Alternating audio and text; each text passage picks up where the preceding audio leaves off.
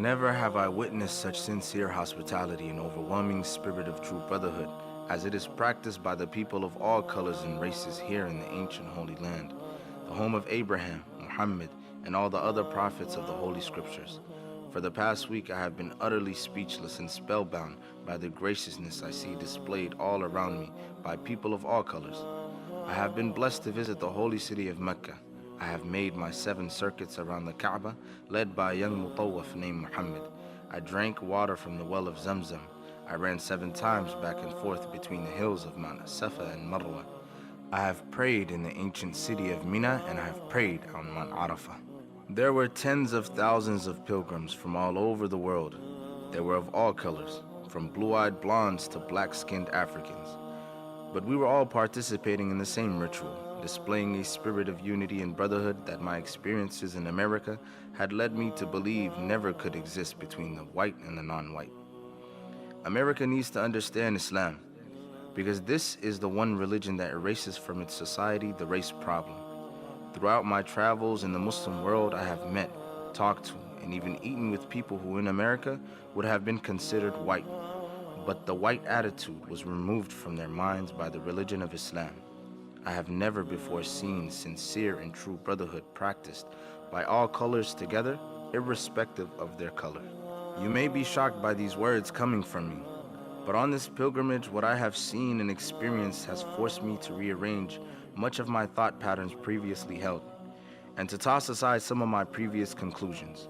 This was not too difficult for me.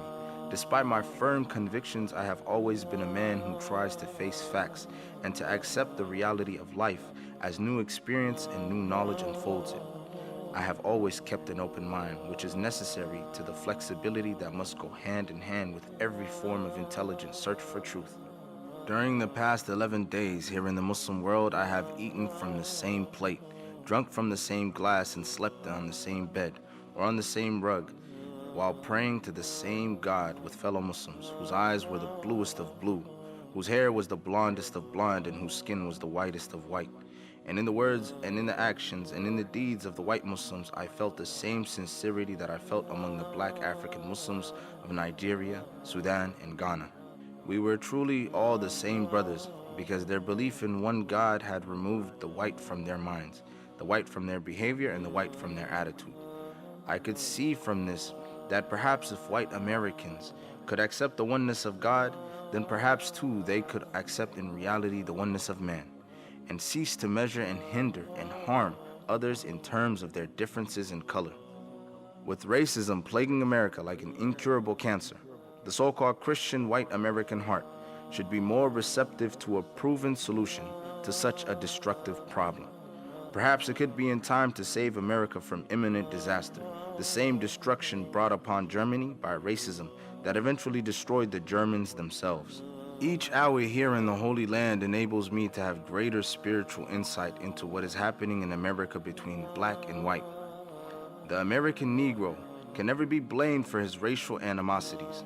He's only reacting to 400 years of the conscious racism of the American whites.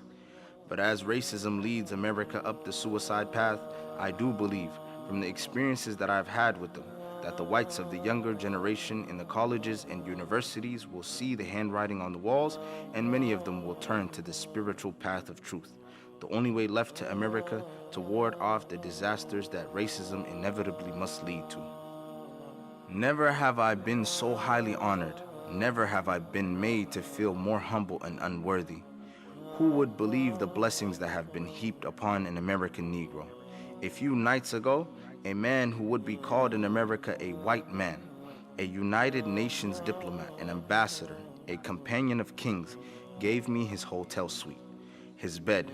Never would I have even thought of dreaming that I would ever be the recipient of such honors. Honors that in America would have been bestowed upon a king, not a Negro.